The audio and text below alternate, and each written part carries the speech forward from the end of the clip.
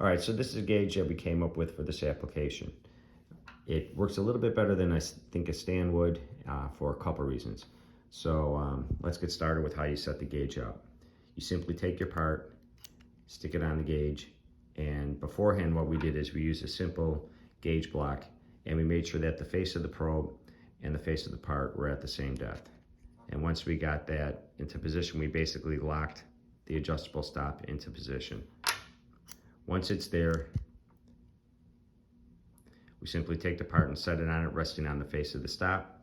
The contact points are 19 thousandths from the face of the probe, so we know we're checking just about the center line of the 0.375 groove that we were expecting on this part.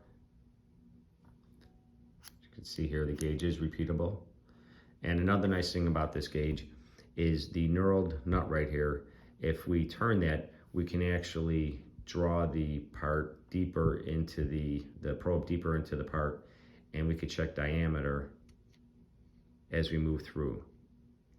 And what we find is that the part actually seems to get a little bit smaller before we start to get bigger, and we could see that that is a taper that leads up to your eventual 3.75.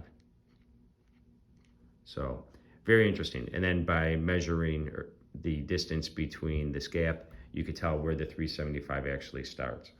So I think this is a really good application for the adjustable depth stop, the digital indicator, and the split ball probes, as long as you're using the blind probe.